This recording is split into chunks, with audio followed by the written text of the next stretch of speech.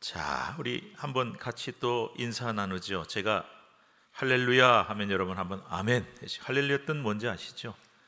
여호와를 찬양하라, 하나님께 영광 돌리자, 왕이신 나의 하나님께 영광 돌리자. 제가 할렐루야 할 테니까 아멘 한번 해주세요. 크게. 할렐루야. 우리 앞에 옆에 계신 분들도 한번 같이 인사합시다. 할렐루야, 아멘. 또 이렇게 하면은 누가 할렐루야 해야 되는지 아멘 해야 되는지 헷갈려요, 그죠? 그냥 은혜 받은 분들이 먼저 하시면 돼요. 한 분이 할렐루야 하고 아멘 하시고, 하나님을 찬양하는 이 복된 시간, 말씀을 통해서 은혜 받는 시간 되게 하여 주실 줄로 믿습니다. 교재들을 지난주에 받으신 거 갖고 오시라 그랬는데 혹시 깜빡하고 안 가져오신 분 계시면 조용히 손을 들어주시면 남아있는 교재 좀 나눠드리도록 하겠습니다. 자, 지난 시간에 12장 13장 얘기하다가 다 못 마쳤어요.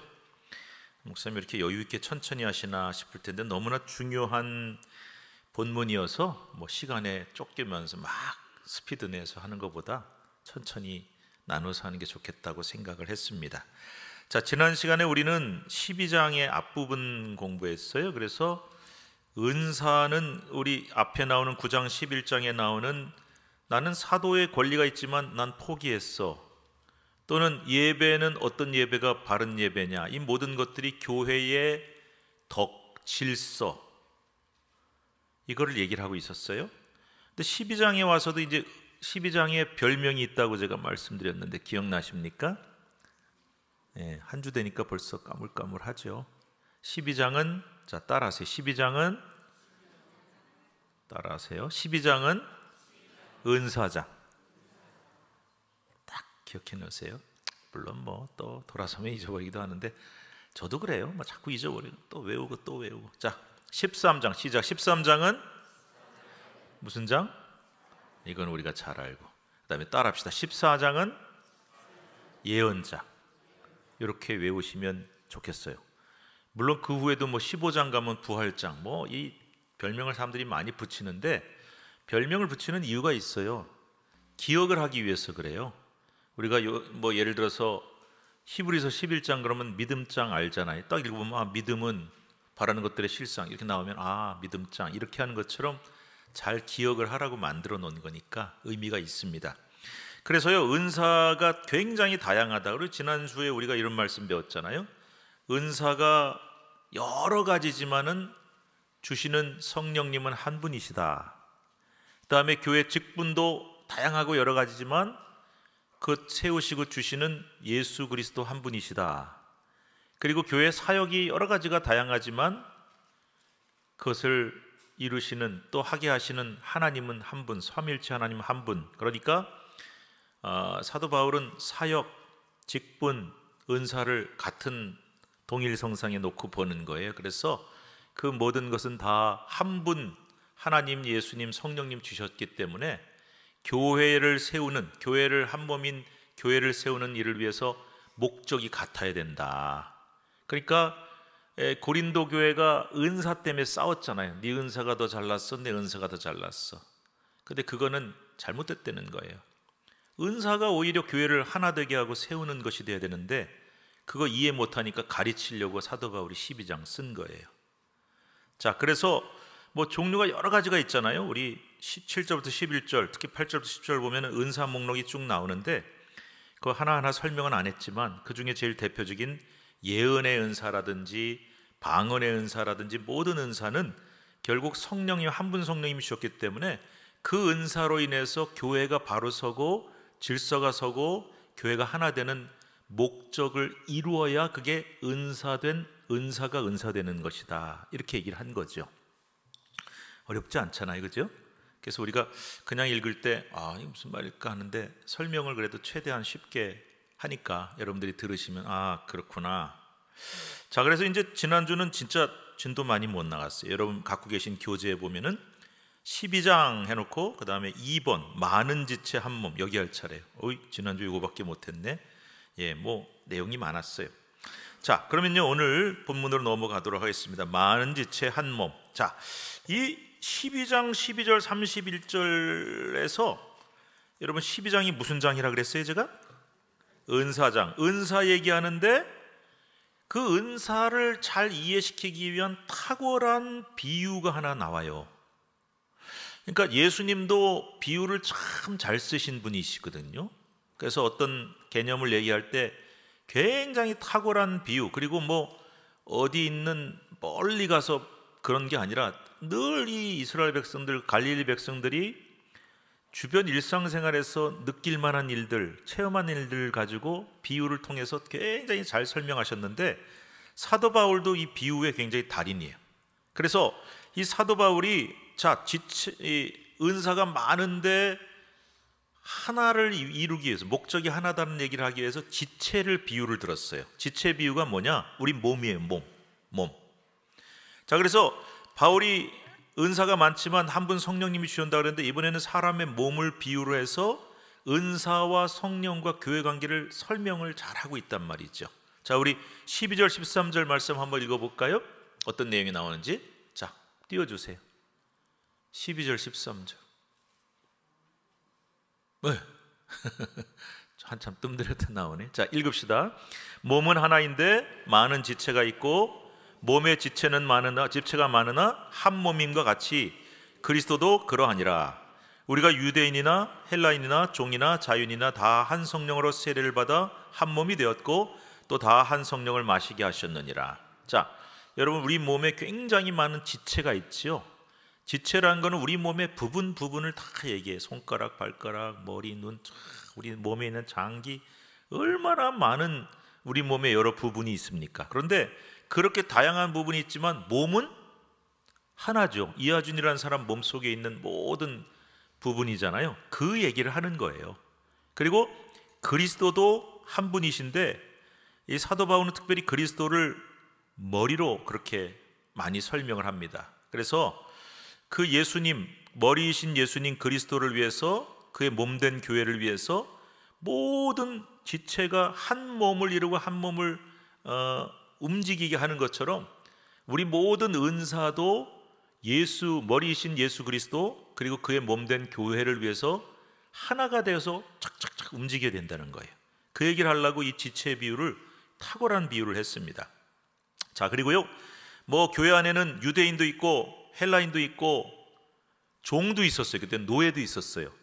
또 자유인도 있었고 주인도 있었어요. 그러니까 뭐 인종도 다양하고 얼굴 색깔도 다양하고 성격도 다양하고 생긴 것도 제각각이고 신분도 다양하고, 다 부자도 있고 가난한 사람도 있지만 이 모든 다양한 사람이 교회 안에서 한 세례를 받고 하나가 되는 것과 같다, 이렇게 비유를 들고 있는 겁니다. 그래서 여러분, 은사 얘기할 때 우리 몸에 많은 지체가 있지만 한 몸을 위해서, 그러니까 여러분 한번 오늘 식사하셨나 모르겠어요. 저녁 식사 못하신 분도 계실 텐데, 우리가 밥 먹을 때 도대체 밥 먹을 때 움직이는 게 얼마나 많습니까? 우리 몸에서. 입 하나만 가지고 됩니까? 안 되죠. 딱 눈으로 음식 보고 맛있겠다? 머리가 느끼고요. 그럼 뭐가 나가야 돼요? 뭐 침이 고이기도 하고, 손이 나가서 또 손가락과 이 손을 사용해서 퍼서 입에다 넣으면은 그 입으로 들어간 음식을 또 치아가 잘 이렇게 씹어서 또 삼켜주죠. 그럼 그게 쭉 몸을 타고 내려가잖아요. 제가 뭐 의사가 아니니까 여기서 모든 장기를 다 제가 표현 안 하겠지만, 그래서 마지막에는 영양분 다 빠지고 뒤로 딱 나온 이런 과정까지가 정말 많은 것들이, 메커니즘이 착착착 맞아 들어가서 협력이 돼야 되잖아요. 이게 은사와 예수님, 그의 몸된 교회의 관계와 똑같다는 거죠. 굉장히 탁월한 비유입니다. 자, 두 번째로 넘어가서요, 몸과 지체의 연관성인데 14절부터 27절까지거든요. 본문이 되게 길어요. 근데 그래도 한번 읽어볼 필요가 있어요. 이럴 때 아니면 우리가 성경 언제 읽겠습니까? 자, 14절부터 27절인데 제가 한 절, 여러분 한 절 읽으실 때 항상 부탁하지만 내용을 생각하시면서 눈으로만 읽지 말고 마음으로 읽어주세요. 제가 먼저 14절이요. 몸은 한 집체뿐만 아니요 여럿이니,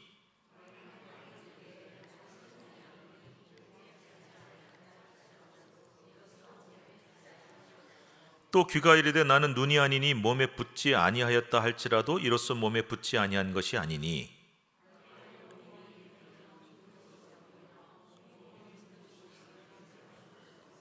그러나 이제 하나님이 그 원하시는 대로 지체를 각각 몸에 두셨으니, 이제 지체는 많으나 몸은 하나라.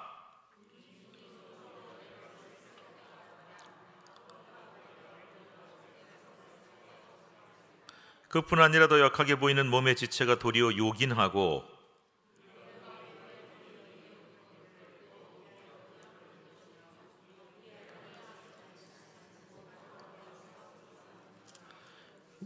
우리의 아름다운 지체는 그럴 필요가 없느니라. 오직 하나님이 몸을 고르게 하여 부족한 지체에게 귀중함을 더하사.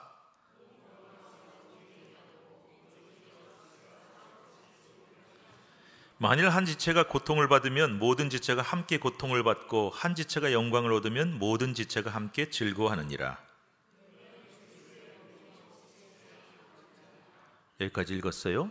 여러분 읽으시면서 어렵지 않잖아요. 아, 이게 무슨 내용이구나. 쉽게 얘기하면은 우리 몸에 여러 지체가 다 귀하고 쓸모가 있다는 거예요. 근데 어떤 지체가 너는 좀 발가락 냄새나고 더러워. 너 필요 없어. 큰일 나죠. 발 없으면 우리가 어떻게 걸어가요? 그래서 모든 지체가 다 귀하고, 그리고 천한 것, 못 쓸 것 그런 거 없이 다 이게 한 몸을 이루는 지체, 이게 이제 비유인데요. 그래서 제가 몇 가지로 좀 정리를 해보면 여러분 교재도 나왔어요. 첫째, 몸에는 굉장히 많고 다양한 지체가 있는데 하는 일이 다 달라요. 눈은 보는 거, 발은 걷는 거 다 달라요. 둘째, 이 지체들이 서로 연관이 되고 합력을 해서 내가 메커니즘이라고 얘기했는데 하기 때문에 따라서 모든 지체가 필요하고 어떤 것도 중요하거나 필요하지 않은 게 없다. 그래서 너는 별로야, 내가 더 귀해, 넌 필요 없어, 그렇게 못한다는 거예요. 다 귀하죠. 세 번째, 그러므로 모든 지체는 고통과 즐거움을 함께 나누는 공동체다. 있잖아요, 손을 대거나 베면은 얘만 아픕니까? 온몸이 아파요. 그리고 내가 즐겁다 그러면 머리만 즐겁습니까? 다 함께 행복. 그래서 우리 몸은, 그래서 교회는 고통과 즐거움을 다 함께 공감하고 함께 느끼는 공동체다. 바울이 무슨 얘기 하려고 그런지 아시겠죠? 교회가 그렇다는 거예요. 우리 몸과 같다는 거예요. 교회로 한번 바꿔볼까요? 교회는 다양한 사람이 있고 다양한 직분이 있고 은사가 있는데 다 하는 일이 다르다. 은사가 다 다르잖아요. 두 번째, 다 은사가 연관돼서 이렇게 얽혀가지고 함께 일을 해나가고 있기 때문에 어떤 은사가 더 귀하고 어떤 은사가 덜 귀하고 어떤 건 필요하고 어떤 건 필요 없고 그런 거 없다. 세 번째, 그러므로 모든 은사는 모아져서 하나님 영광 위에 쓰임받는 거고 교회 모든 지체와 성도는 즐거움과 고통을 함께 느끼고 나누는 공동체다. 이 얘기 하려고 그러는 거예요. 자, 아시겠죠? 그 다음에 이제 3번으로 넘어갑니다. 다양한 직분이 있어요, 교회 안에. 지난주에 제가 그런 말씀 드렸죠.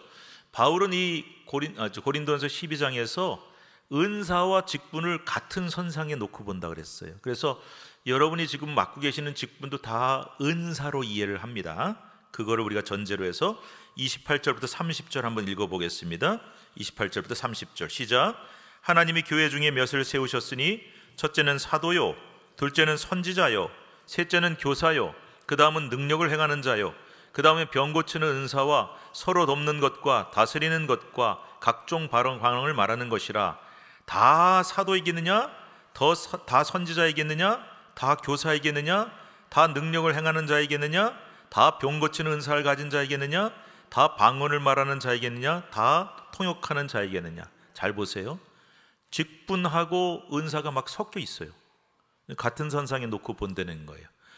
아주 요즘 말로 바꿔볼게요. 이 당시의 교회에는요, 목사, 장로, 집사, 권사, 아니면 권찰, 이런 어떤 교회 조직과 시스템이 다 갖춰져 있지를 않았어요. 그래서 교회 안에 있는 제일 중요한 직분이 여기 나오죠.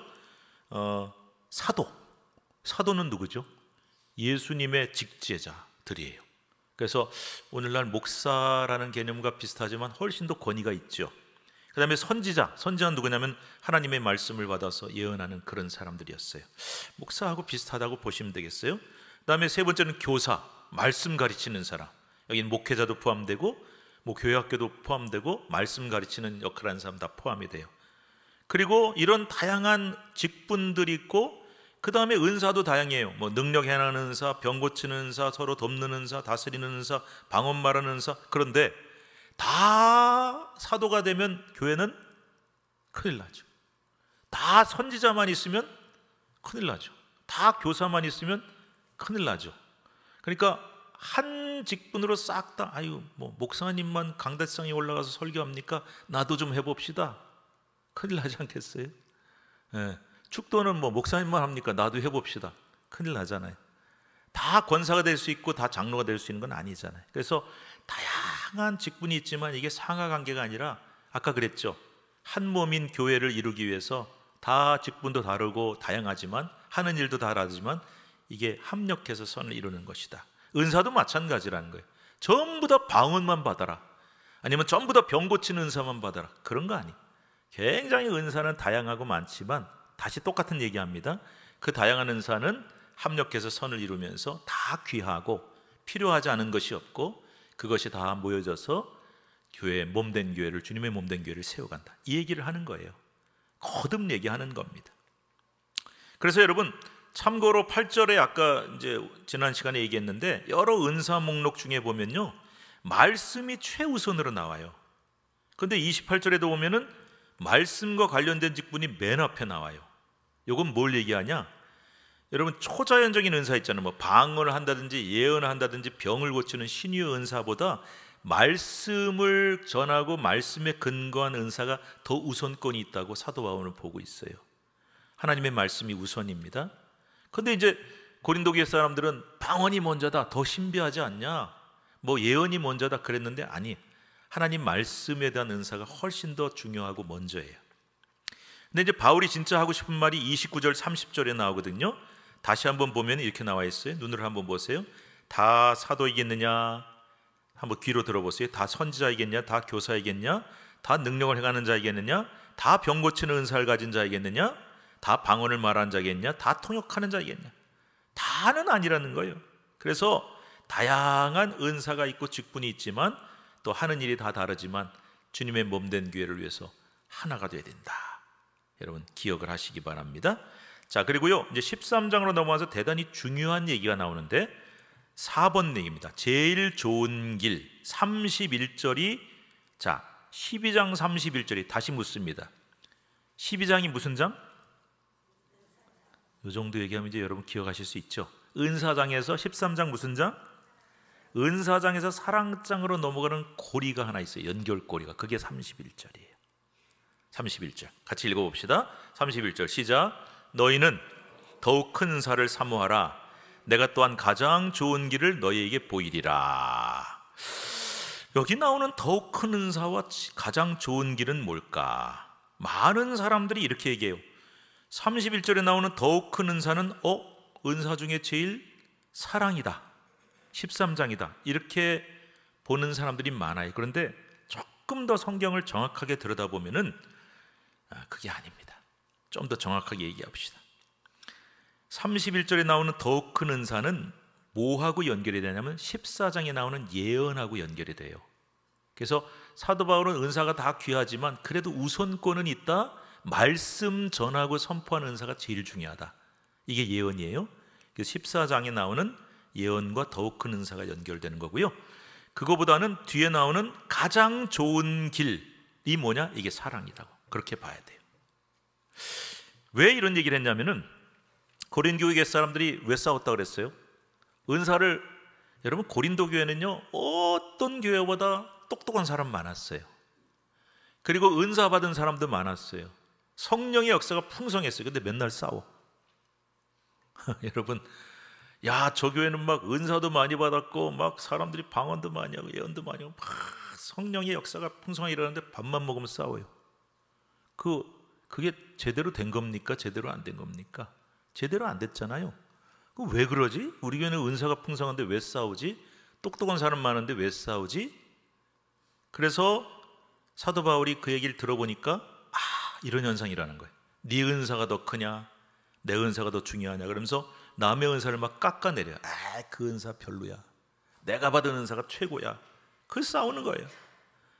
그래서 그들이 일반적으로 생각한 제일 큰 은사가 뭐냐? 요즘도 마찬가지인데 방언이었어요.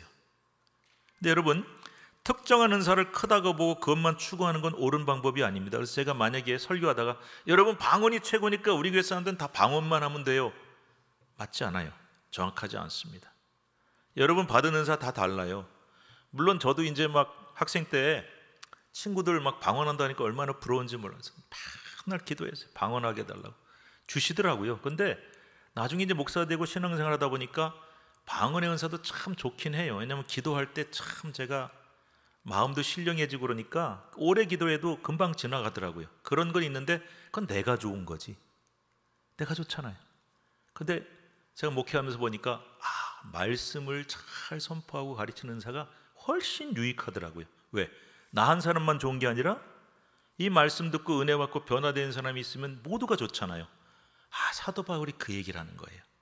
그래서 방언이 최고야, 방언만 받아 그랬는데 그것만 받으라고 하는 건 옳지 않아요. 다 달라요. 그러나 바울은 고린도 교인들이 생각한 큰 은사인 방언보다는 진짜 더 큰 은사, 이게 뭐냐?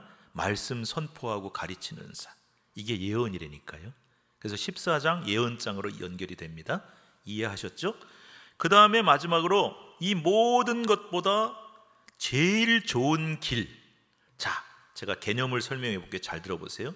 제일 좋은 길은 뭐냐면 은사가 은사되는 데까지 잘 인도해 주는 길이 있어요. 근데 아무리 좋은 은사를 추구해도 길이 잘못되면 그 은사에 도달할 수 없죠. 무슨 말인지 아시죠? 그래서 제일 좋은 길, 최고의 길, the best way가 뭐냐면 사랑이라고 얘기했어요.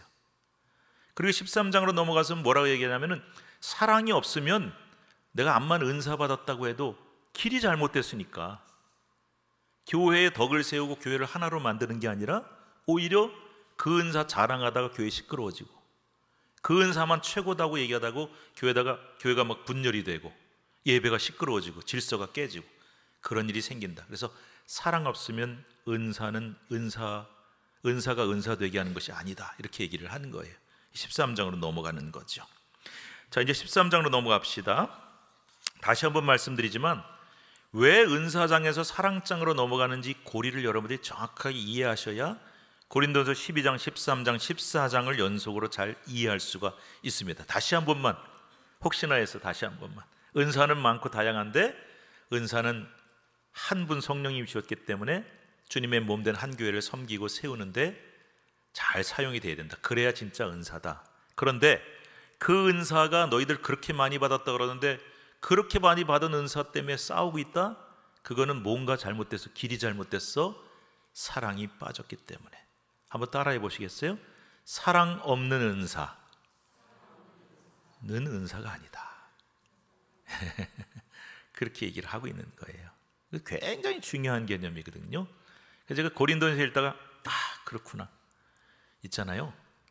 뭐 설교도 잘해야 되지만 오늘 말씀 듣다가 그렇구나. 내가 그토록 교회 오래 다니면서 사랑은 언제나 오래 참고 온유하고 노래도 부르고 사랑장이라고 고린도서 13장 배우고 사랑은 뭐 해야 되면 그렇게 많이 배웠는데 그냥 그렇게 단순한 게 아니구나. 사랑은 은사가 은사되게 하는 기준이고 제일 좋은 길이구나. 사랑이 빠진 은사는 시끄럽게만 하는구나. 그래서 이제 딱 떠오르는 거예요. 내 자신의 얘기든 남의 얘기든 좋습니다. 참 교회에서 열심히 하고 뭔가 이렇게 하나님 보실 때 좋은 은사를 가진 사람인데 왜 그 은사를 쓸 때마다 교회가 더 시끄러워지고 더 힘들어지고 옆에 있는 사람 힘들어졌을까? 이제 알게 되는 거예요. 사랑이 빠졌구나. 저는 이제 목회하면서 그런 분들 많이 봤어요. 진짜 좋은 은사 받았어요. 뭐 음악의 찬양의 은사든 뭘 잘 만드는 은사든 교회 잘 섬기는 은사들이 많잖아요. 근데 진짜 저분은 은사를 받은 분인데 가는 부서마다 시끄러워져요. 제가 그런 얘기 했잖아요. 열심히 하면 할수록 더 시끄러워져요. 그래서 왜 그럴까 했는데 고린도전 13장이 답을 주고 있어요. 사랑이 없기 때문이에요. 저요 왜 사랑이 없어요? 사랑이 많은데 나 당신 사랑이 그게 아니라니까요. 사랑이 뭔지 본질을 얘기하고 있어요. 자, 13장 사랑의 찬가로 넘어가 봅시다. 자, 12장에 다양한 은사와 한 성령 강조했죠. 제일 좋은 길인 사랑이 있어야 은사가 은사되고 은사의 가치를 판가름하는 길, 척도가 바로 사랑이다. 자, 그래서요 이제 1번으로 넘어갑시다. 사랑이 없으면 무슨 일이 생기나 봅시다. 1절부터 3절. 그래서 이 사랑장이 정말 중요하다니까요. 구구절절히 1절부터 3절 읽어봅시다. 시작. 내가 사람의 방언과 천사의 말을 할지라도 사랑이 없으면 소리나는 구리와 울리는 꽹과리가 되고, 내가 예언하는 능력이 있어 모든 비밀과 모든 지식을 알고 또 산을 옮길 만한 모든 믿음이 있을지라도 사랑이 없으면 내가 아무것도 아니요, 내가 내게 있는 모든 것으로 구제하고 또 내 몸을 불사르게 내줄지라도 사랑이 없으면 내게 아무 유익이 없느니라. 이 1절부터 3절은 사랑이 빠지면 은사가 어떻게 되는지를 얘기하고 있어요. 자, 성경 있으세요? 뭐 요즘 이렇게 핸드폰으로 보는 분도 있으니까 거긴 어렵겠지만 성경 있으시면 펜은 혹시 있으세요? 그러면 과감하게 성경에다 한번 밑줄을 쳐봅시다.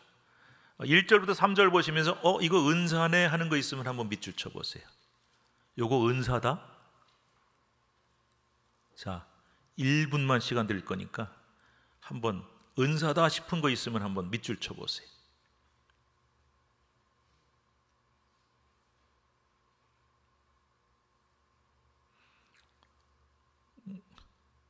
고민 그렇게 많이 안 해도 답이 어렵진 않을걸요? 자, 찾았다 싶은 거 있으면 한번 불러보세요.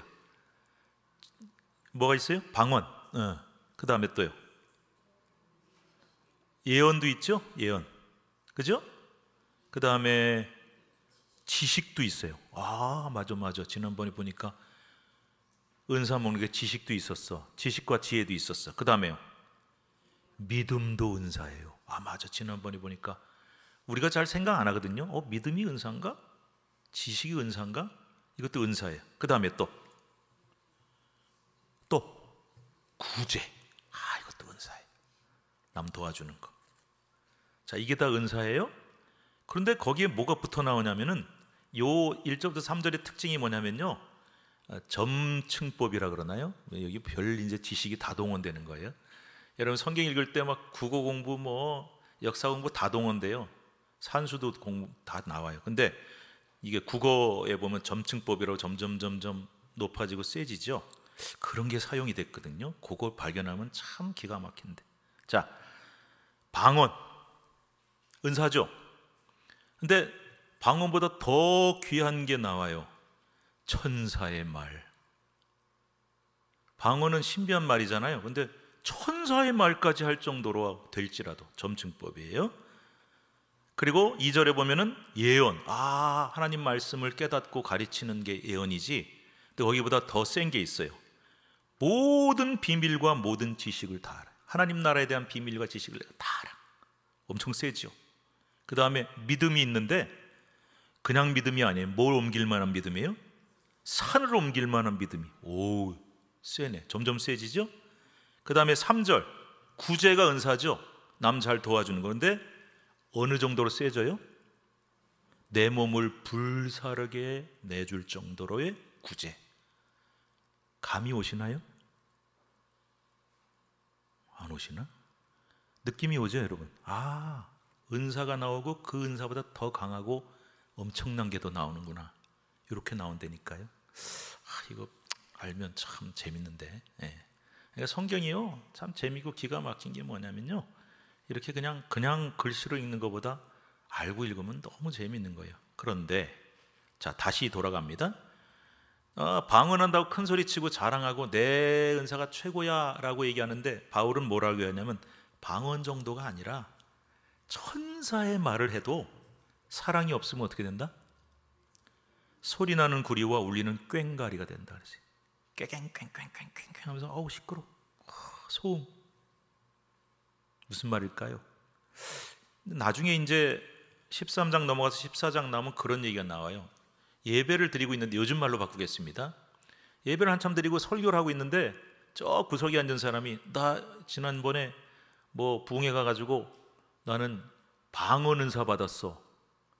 너무 좋아 자기. 그래가지고 막 저기서 방언 기도해요. 그거 어떻게 될까요? 예배가 소란스러워지고 질서가 깨지겠죠.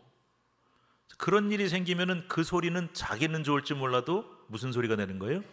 소음이 되고 소리나는 구리 꽹과리 소리밖에 안 된다는 거예요. 그 은사가 아니라니까요, 방언이. 그 다음에 예언에서 하나님 나라 비밀을 얘기하는 것도 귀하지만 모든 하나님 나라의 비밀과 지식을 알 정도로 대단한 은사를 받았을지라도 믿음 정도가 아니라 산을 옮길 만한 대단한 믿음을 가졌을지라도 사랑이 없으면 뭐예요? 아무것도 아니야. Nothing. 아무것도 아니래요. 그 다음에 3번, 나는 구제의 은사를 받았어. 난 남들 잘 도와주고 잘 구제해요. 근데 그 정도가 아니라 내 몸을 불사르게 내줄 정도의 구제의 은사를 받았을지라도 사랑 없으면 아무 유익이 없다, 이렇게 얘기하고 있어요. 그러니까 사랑이란 기준이 척도가 없으면 은사는 더 이상 은사가 아니다. 그 얘기를 하려고 요 1, 2, 3절을 쓴 거예요. 예, 꼭 감을 잡으시기 바랍니다. 그래서 이 말씀이 이렇게 느껴지면 아, 이렇구나 깨달아져요. 그 다음에 이제 4절부터 7절 사랑의 속성으로 넘어갑시다. 사랑의 속성 4절부터 7절, 이게 여러분 1절부터 3절하고 4절부터 7절을 구분해서 읽어야 돼요. 1절부터 3절은 아무리 앞에서 12장에서 얘기한 은사를 받았더라도 사랑이 없으면 유익이 없어, 아무것도 아니야, 그 얘기한 거고, 4절부터 7절은 그런데 사랑은 이런 거야. 자, 4절부터 7절 한번 같이 읽어봅시다. 시작. 사랑은 오래 참고, 사랑은 온유하며, 사랑은 시기하지 아니하며, 사랑은 자랑하지 아니하며, 교만하지 아니하며, 무례히 행하지 아니하며, 자기의 유익을 구하지 아니하며, 성내지 아니하며, 악한 것을 생각하지 아니하며, 불의를 기뻐하지 아니하며, 진리와 함께 기뻐하고, 모든 것을 참으며, 모든 것을 믿으며, 모든 것을 바라며, 모든 것을 견디느니라. 되게 이 말씀 좋지요. 그런데 여러분, 이거는 어떤 사랑의 특별한 속성을 얘기하고 있어요.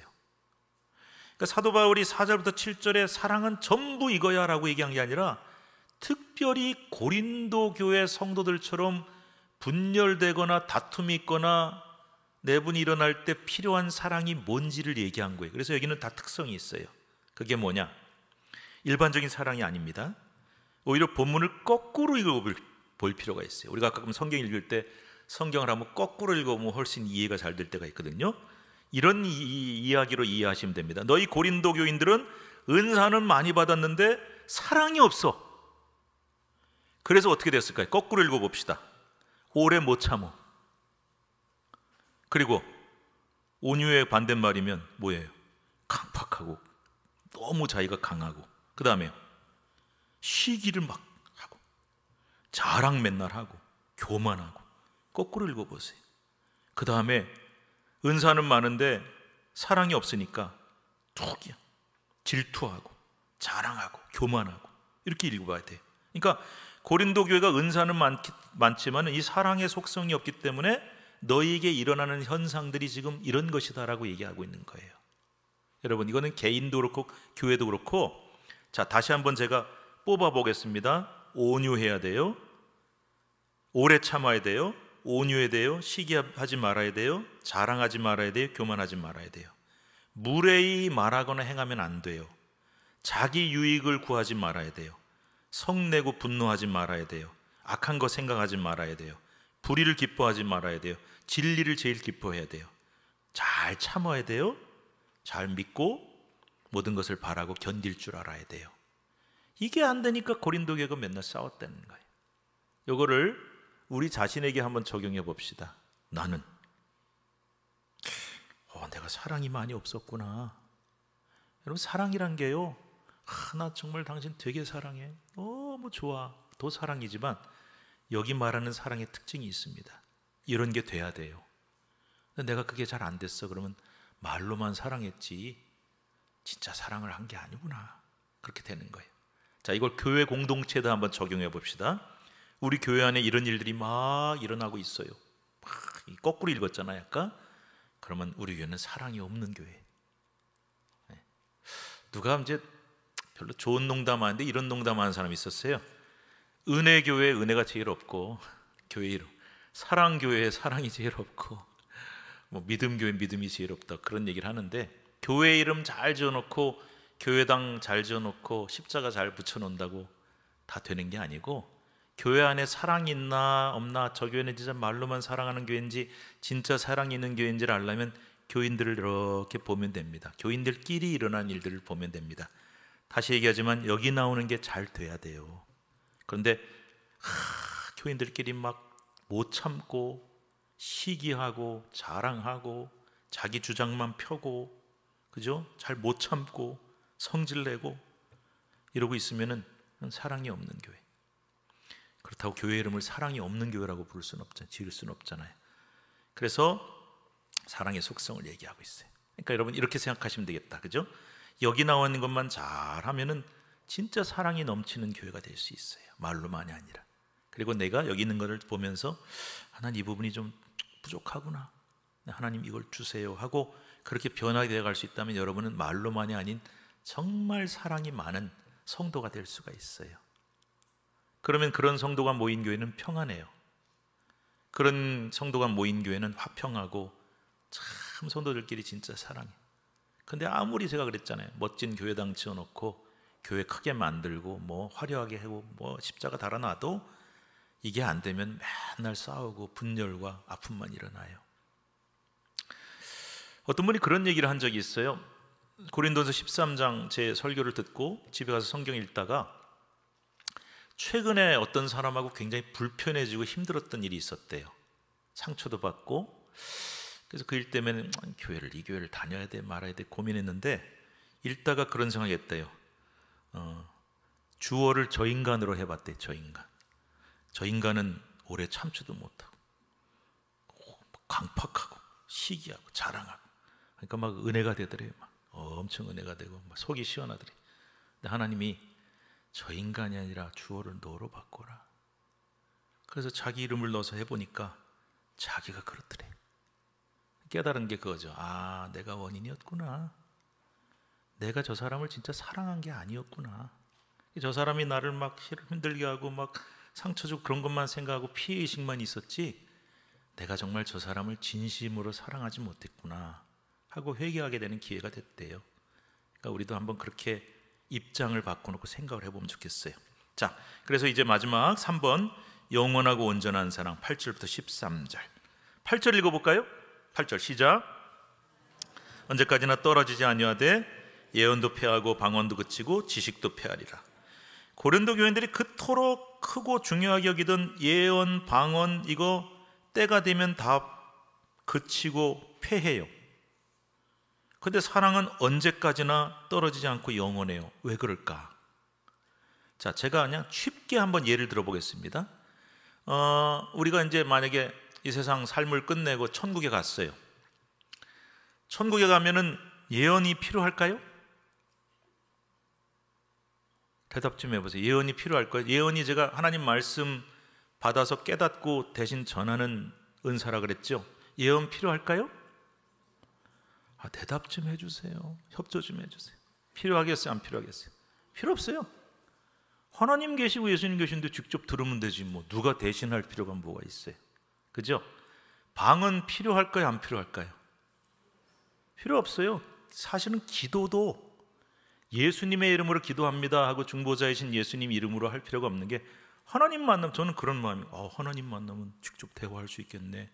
예수님 만나면 직접 얼굴을 대하고 대화할 수 있겠네. 다 없어져요. 누가 그러더라. 성경은 목사님 필요해요?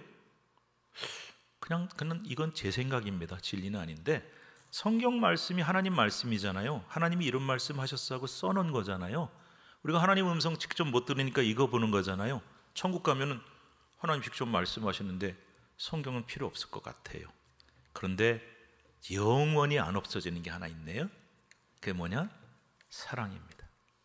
하나님은 사랑이시기 때문에, 예수님은 사랑이시기 때문에 그 얘기를 제가 예로 들 수 있어요. 그래서 다른 모든 예언, 은사와 모든 건 다 천국 가고 나중에 때가 되면 다 패하고 필요 없어지지만 사랑은 영원하다. 그 가치를 얘기했어요.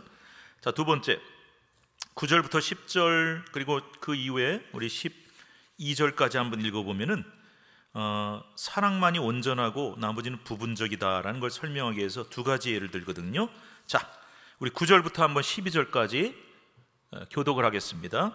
제가 먼저 읽을게요. 우리는 부분적으로 알고 부분적으로 예언하니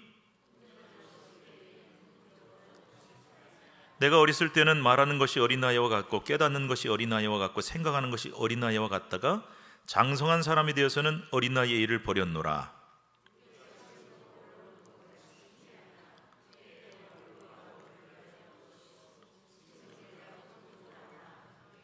주께서 나를 아신 것 같이 내가 온전히 알리라. 이건 또 무슨 말씀일까요? 제가 요약해서 말씀드릴게요. 첫 번째 11절 보면 어린아이와 어른의 차이를 얘기하고 있어요. 그래서 어린아이들은 생각하는 게 어려요. 어른은 어른다워야 돼요. 장성해야 돼요. 그래서 여기서 사도 바울이 얘기하고자 하는 건 물론 뭐 사랑 얘기도 하고 은사 얘기도 하지만 제일 중요한 게 뭐냐면은 성숙한 신앙을 얘기해요.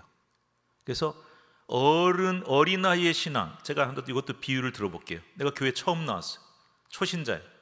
오자마자는 성경도 잘 모르죠? 교회 생활도 잘 모르죠?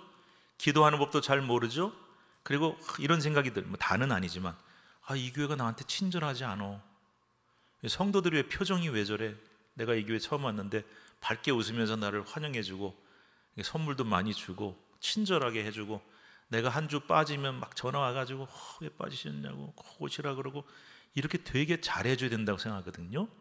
근데 여러분 교회 오래 다니고 장성한 신앙 되면은 그때까지 그러시겠어요? 그때 가면 여러분은 뭐 하셔야 되죠? 대접을 받는 사람이 아니라 대접을 해주는 사람이 돼야 돼요. 근데 교회 30년 다녀도 맨날 이 교회는 나한테 친절하지 않다고 이 교회는 나한테 잘해주지 않는다 그렇게 불평하는 분이 있는데 제가 여기까지 올라오지만 차마 못하는 말이 있어요. 친절하게 해주고 잘해줘야 될 사람이 누군데? 당신이에요. 당신이 해야 될 일이에요. 그런데 왜 안 해준다고 투덜거리십니까? 제가 이 말 막 하고 싶은데 그냥 하지도 못하고. 여러분 성숙한 신앙이 뭔지 아세요? 내가 대접받고 내 뜻대로 하려고 하고 내 의지대로 하려고 그게 아니에요. 참 아까 나오잖아요. 오래 참고 기다려주고 품어주고 용서하고 그러면서 내가 감싸줘야 되고 품어줘야 되고 내가 친절하게 해줘야 되고 누구 아픈 사람이 있으면 찾아봐야 되고 빠진 사람이 있으면 안타까운 마음을 이거 누가 하는 거예요? 어른이 하지 누가 해요? 어린애가 합니까? 3살짜리 애 데려다 놓고 너 효도해야지 너 돈 벌어서 부모한테 좀 선물 줘서 그렇게 안 되잖아요. 그죠? 그러니까 지금 사도 바울은 그 얘기하는 거예요. 언제까지 어린아이처럼 살기? 이 고린도 교인들은요 그렇게 은사 많이 받고 풍성한 성령 역사가 있었지만 수준이 어린아이예요. 그러니까 맨날 싸우죠. 어른처럼 좀 성숙해져라. 자, 두 번째 얘가 거울이에요. 그때는 지금은 거울로 보는 것처럼 희미한데 그때는 얼굴과 얼굴을 대하여 본대요. 거울이 희미합니까? 대답 좀 해주세요. 거울이 희미합니까? 너무 잘 보이죠? 여러분 혹시 박물관, 국립박물관 가서 옛날 옛적 유리 나오기 전에 거울 보신 적 있어요? 청동으로 만든 거울이 있더군요. 제가 얼마 전에도 국립박물관 가보니까 옛날 왜 고대 그런 거 발굴해 보니까 청동으로 만든 거울이 있어요. 유리가 없을 때죠. 이게 어떻게 비춰질까 했는데 다 녹이 슬어 있으니까. 근데 그 옆에 보니까 너무 좋은 걸 만들어놨더니 그걸 깨끗이 닦아가지고 하니까 제법 잘 보여요. 옛날에 그 거울이었어요. 근데 아무리 잘 보여봐야 유리처럼 밝지 않아요. 막 약간 쭈글쭈글하고 흐릿흐릿해요. 그 거울이에요. 그래서 이 고린도가 화려한 헬라식 거울의 주 생산지였대요. 그러니까 이 고린도 교회 사람들 딱 알죠. 거울? 그 얼굴 비쳐 보이는데 정확하진 않지. 여러분 이 얘기를 왜 했냐면은 예언과 방언은 모두 하나님의 뜻을 알기 위한 수단이에요. 근데 때가 되면 다 필요 없어요. 왜?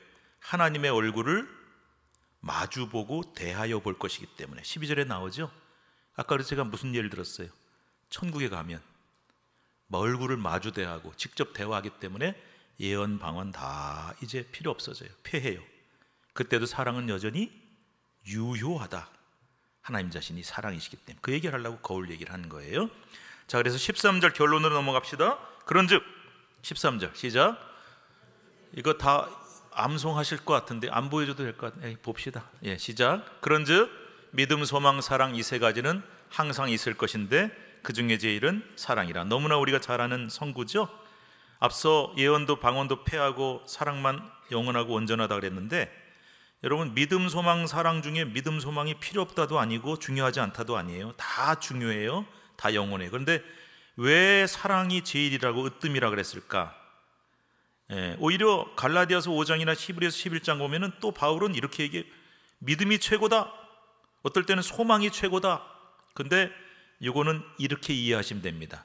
믿음, 소망, 사랑이 다 중요한데 사랑만 중요해, 최고야가 아니라 너희에게 제일 필요한 거는 사랑이야. 그렇게 이해하시면 돼요.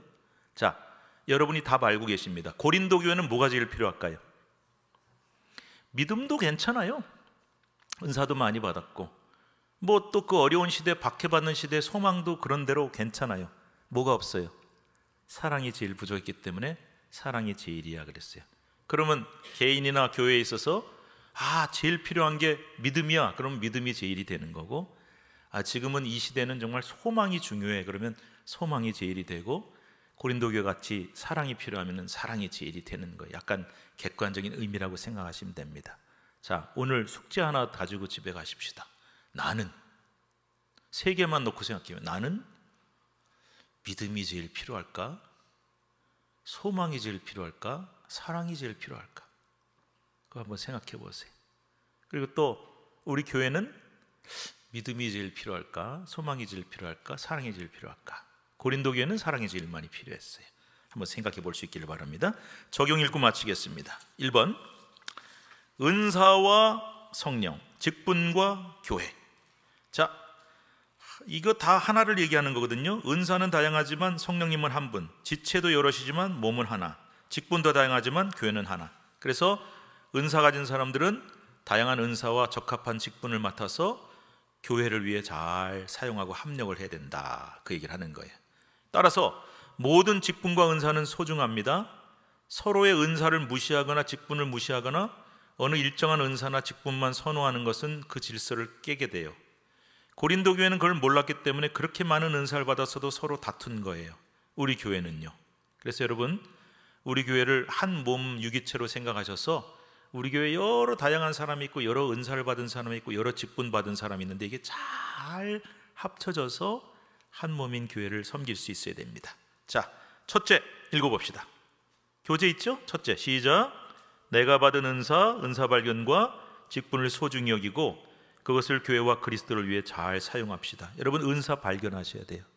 자기 은사가 뭔지, 그리고 그거를 또 여러분이 받고 있는 직분도 소중히 여기세요. 그래서 교회와 그리스도를 위해 잘 쓰셔야 돼요. 잘 안 쓰시면 그 직분은 의미가 없어요. 은사도 의미가 없어요. 자기 자랑하라고 주신 거 아니에요? 두 번째 읽어봅시다. 시작. 교회 내에 다양한 은사와 직분이 서로 조화를 이루어 한 몸 교회를 위해 사용하도록 애써야 합니다. 그래서 내가 받은 모든 은사와 직분은 주님의 몸된 교회가 하나 되도록 하는데 잘 쓰셔야 돼요. 저는 이게 목회하다 그런 걸 봤거든요. 교회에서 항존직 장로님, 집사님, 권사님 뽑다가 대판 싸우는 걸 한번 봤거든요. 싸워도 그냥 싸운 게 아니라 이제 진짜 열심히 싸우더라고요. 최선을 다해서 성실하게 싸우더라고요. 그때 참 힘들었던 기억이 나요. 제가 부교육자 때인데. 그래서 제가 그때 고민했죠. 아니, 장로, 안수집사, 권사 뽑는 거는 교회 잘 되라고 하나 되라고 뽑는 건데 왜 저걸 뽑다 싸우지? 그 이상하지 않으세요? 그리고 또 뭐 지난주도 얘기했지만 나 안 시켜줬다고. 누가 안 시켜줘요? 떨어졌다고 막 삐지고 막 교회 안 나오고 그래. 그건 또 왜 그러지?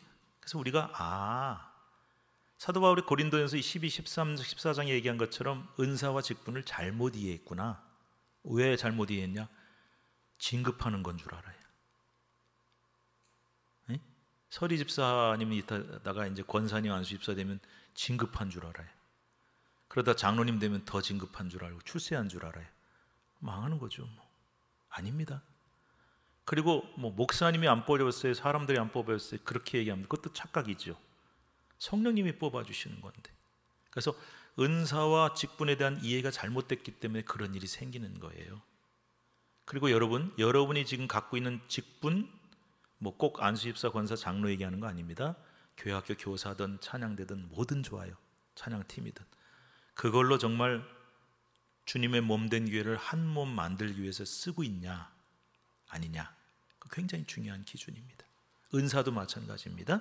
자, 세 번째 읽읍시다. 교회의 평화와 성도 간의 아름다운 관계를 유지하기 위해 힘써야 됩니다. 그래서 교회는 고통과 즐거움을 함께 나누는 한 몸 공동체이기 때문에 교회의 평화와 성도의 아름다운 관계를 유지하는 게 제일 중요해요. 그래서 제가 맨날 얘기하잖아요. 교회는 평안해야 됩니다. 평안해야 됩니다. 이유를 불문하고 평안해야 됩니다. 두 번째, 세 번째, 네 번째인데 간단하게 말씀드릴게요. 한국 기독교인들이 은사를 잘못 이해했어요. 그래서 뭐 방언만 은사다, 뭐 어느 교회 가면 방언 다 해야 된다, 그것도 잘못된 이해고요. 그 다음에 또 성령의 은사를 잘못 사용하는 경우도 있는데요. 여러분, 뭐 이거는 제가 길게 설명 안 드릴게요. 아까 말씀드렸죠. 은사가 은사되게 하려면 사랑이 있어야 되고 교회를 하나 되게 만들고 교회 화평을 세우는 데 사용이 돼야 된다. 그것만 이해하시면 될 것 같아요. 그 다음에 3번으로 넘어가서 은사의 종류인데요.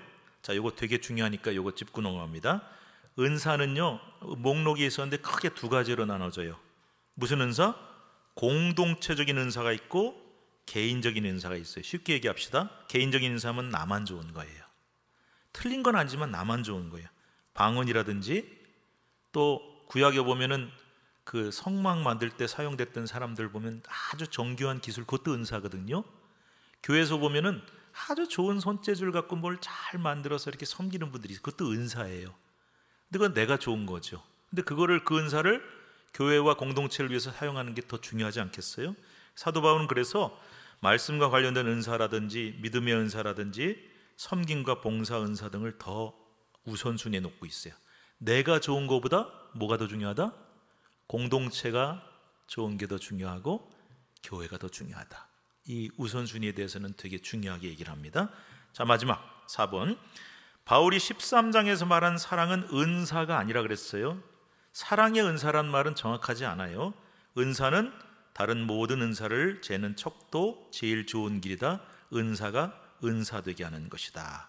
이거 기억하시고, 아무리 좋은 은사라도 사랑이 빠지면 안 되고, 사랑이 빠지면은 교회는 분열되고 아픔이 생기고 상처가 생긴다. 그래서 몸의 지체의 비유를 들면서 사랑이라는 해법을 지시한 거다. 여러분, 사랑은 추상적인 개념이 아닙니다. 난 널 사랑해요 추상적으로 얘기하는 게 아니라 매우 실제적이고 절실한 개념입니다. 교회에서 문제가 생긴 건 다 사랑이 없기 때문입니다. 다시 한번 제가 권고드립니다. 주어를 잘 택하세요. 저 사람은 사랑이 없어, 저 권사는 사랑이 없어, 누군 사랑해, 그렇게 하지 마시고 나로 주어를 만들어서 자신을 돌아볼 수 있기 바랍니다. 그냥 보너스를 하나 드린 게 있는데, 은사 목록 종합이라고 써 있거든요. 성경, 신약 성경에 은사 목록이 여러 개가 나오는데 그 중에 대표적인 게 고린도전서 12장 8절부터 10절에 나오는 목록이 하나 있고, 28절부터 30절에 나오는 목록이 있고, 로마서 12장, 외우기 쉬워요. 고린도전서 12장도 은사장, 로마서 12장도 은사장. 조금씩 달라요. 그래서 한번 제가 읽어볼게요. 고린도전서 12장 8절부터 10절에 나오는 은사 목록. 자, 제가 이거는 여러분 옆에 사람 보여주지 말고 컨닝하지 마세요. 자기가 나 이 은사 받은 것 같은데 하면 한번 체크해 보세요. 네라고 안 그럴게요. 숙제 검사 안 할 테니까 한번 해보세요. 하실 수 있겠죠? 자, 고린도전서 12장 8절부터 10절 나오는 지혜의 말씀. 나는 말씀을 참 이렇게 잘 깨닫고 하나님이 하늘에서 주시는 지혜가 참 많은 것 같아. 그거 했다고 교만하다고 안 그럴 테니까 한번 받은 것 같으면 해보세요. 그 다음에 지식의 말씀. 나는 말씀이 머릿속에 쏙쏙 들어오고 정리가 잘 되고, 또 누구한테 이거를 좀 이렇게 가르쳐라 그러면 이렇게 정리가 잘 되는 편이야. 네. 그 다음에 믿음. 그 다음에 병 고치는 은사. 있다고 생각하시면 체크하세요. 기적의 은사. 기적을 많이 일으켜. 예언. 하나님 말씀을 잘 전해. 영 구별. 이게 뭐냐면 악한 영, 성령님을 구분하는 은사예요. 방언. 그 다음에 방언 통역도 있습니다. 막 알아들을 수 없는 방언할 때 통역해주는 은사도 있어요. 고린도전서 12장 28절부터 30절 보면 부분적으로 겹쳐집니다. 사도, 이것 다 직분이지만 은사라 그랬어요. 나는 사도는 아니죠, 여러분. 예언자, 교사, 그 다음에 능력 행하는 일, 병 고치는 은사 중첩이 되죠. 남 잘 도와주는 은사, 나는 좀 남을 잘 돕는 편이야. 다스리는 은사, 이거는요 되게 중요합니다. 리더십이에요. 리더십에다 체크했다고 절대 교만하다고 안 그럴 거예요. 본인이 한번 판단해 보세요. 방언 통역. 로마서 12장 6절부터 8절에 보면은 뭐 역시 중첩이 되지만 예언이 있고요. 잘 섬기는 일, 잘 섬기는 분이 있어요. 유난히 교회에서 보면은 가르치는 일. 권이라는 게 뭐냐면요, 권면 위로 잘하는 사람. 이것도 되게 중요한 은사인 게, 이 은사 못 받은 사람 특징이 뭔지 아세요? 야단을 많이 쳐요. 사람 상대방의 잔소리로 들리고 기분 나쁜 말로 들려요. 은사 못 받은 거예요. 근데 저분은 유난히 어떤 권면할 때 참 내가 들을 때 마음에 받아들여지고 참 권면을 잘해. 위로도 잘해. 이게 은사예요. 구제 잘하는 거, 잘 다스리는 거, 긍휼을 베푸는 거. 이 굉장히 많은 다양한 은사가 나오죠. 한번 체크해 보시고, 언제 기회가 있으면 은사 점검표라는 게 있더라고요. 지금도 그거 있는지 모르겠는데, 거기 보면 한번 내가 받은 은사를 한번 점검해 보는 게 있는데, 제가 결론으로 이런 말씀 드립니다. 은사 잘 쓰려면 내가 무슨 은사를 받았는지 일단 알아야 돼요. 달란트에 비유해 보면은 한 달란트 주시고 다섯 달란트, 한 달란트, 갑자기 생각이 안 나지? 그 다음에 몇 달란트 받았죠? 2달란트에 3달란트에 2달란트예요? 맞나? 예, 맞아요. 사람들이 헷갈리는데 2달란트, 그 다음에 5달란트. 근데 여러분 이게 왜 중요하냐면요, 그 달란트는 물론 돈이에요. 큰 돈의 액수인데, 달란트가 나중에 영어에 뭐가 됐는지 아세요? 탤런트예요. 탤런트는 텔레비전에 나오는 잘생긴 배우들, 예쁜 배우들도 또 있지만, 탤런트의 뜻이 뭐냐? 은사입니다. 그래서 이렇게 이해하시면 돼요. 종 중에 1달란트도 안 준 종이 있다 없다? 이거 대답 안 하면 저 집에 안 갑니다. 설교 안 끝냅니다. 1달란트도 안 받은 종 있다 없다? 없어요. 최소한 하나는 줬어요. 2달란트 받은 종도 있죠? 5달란트 받은 종도 있어요. 그러니까 이거는 은사에 대해서 뭘 말해줄까요? 다 똑같은 은사 주신 것도 아니고 다 똑같은 분량 주신 것도 아니에요. 그 사람의 능력과 그릇에 따라 달라요. 그러니까 저 사람 받았다고 꼭 나도 받으라는 법 없고, 저 사람 못 받았다고 내가 못 받으라는 법도 없어요. 사람마다 다르고 분량도 달라요. 그런데 중요한 건 뭐냐면은, 이게 결론이네요. 1달란트 받은 종은 어떻게 했죠? 땅에다 묻어버렸네. 그래서 주인이 돌아오니까, 주인님 이거 까먹을까 봐 땅에 묻어놨다 갖고 왔거든요. 그랬더니 어떻게 해요? 저거 빼서, 그래서 10달란트 갖고 온 종에게 주고 바깥 어두운 데로 내어쫓아 이를 갈미 있으리라. 무슨 소리지? 2달란트 받은 종은 어떻게 했죠? 최선 다해서 장사했어요. 4달란트 만들어서 갖고 왔어요.